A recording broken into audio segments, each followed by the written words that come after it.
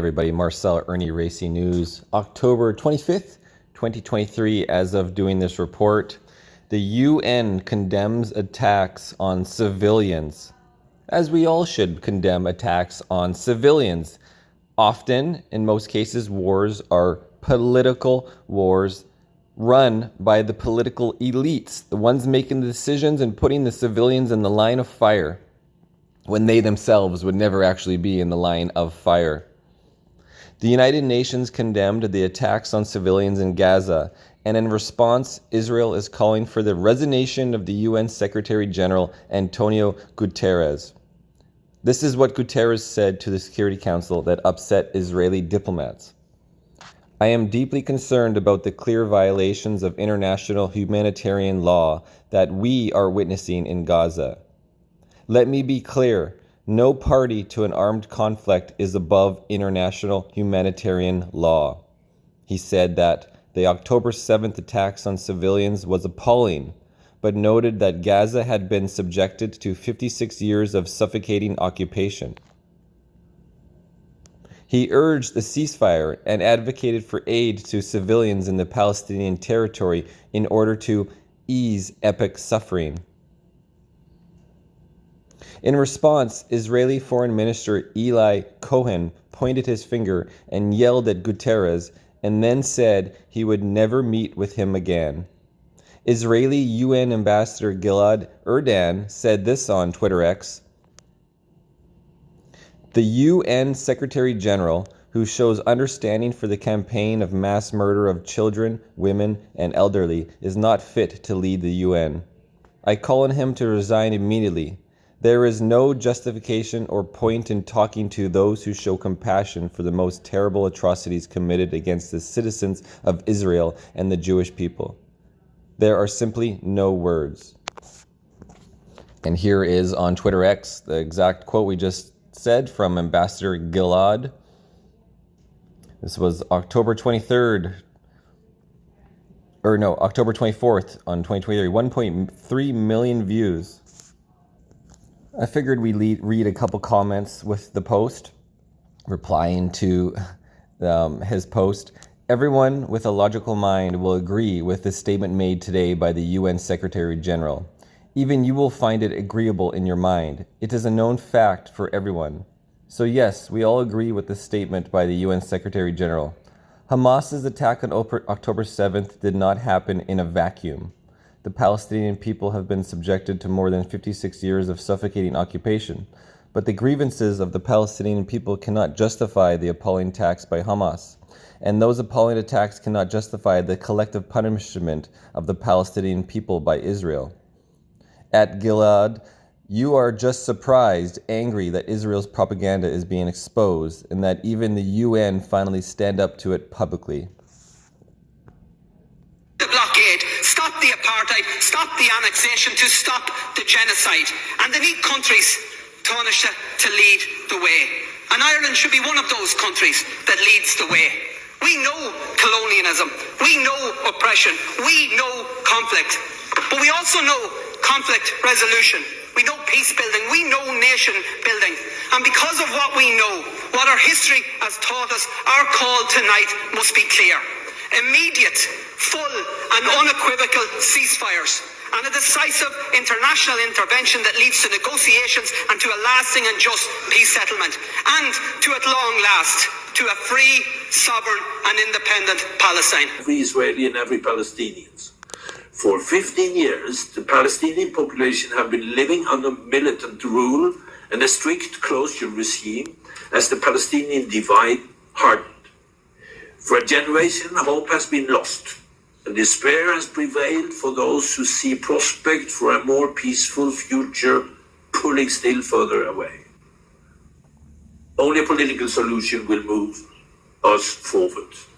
The steps we take to address this crisis must be implemented in a way that ultimately advances a negotiated peace and fulfills the legitimate national aspiration of Palestinians and Israelis, the long-held vision of two states in line with UN resolution, international law, and previous agreements. Thank you.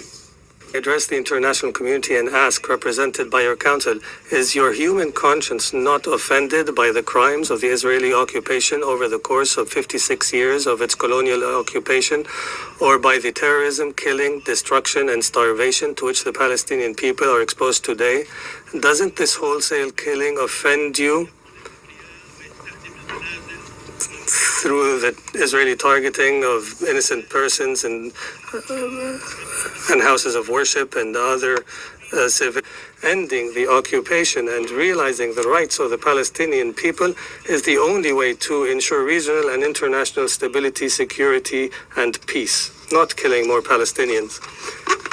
The serious escalation in the area is mainly caused by the absence of rights, and therefore the urgent solution required from the Council today is to call for immediate cessation of the Israeli aggression and ceasefire, and to work urgently to secure humanitarian access. Maliki for his statement, and I now give the floor to His Excellency Mr. Eli Cohen, Minister for Foreign Affairs of Israel.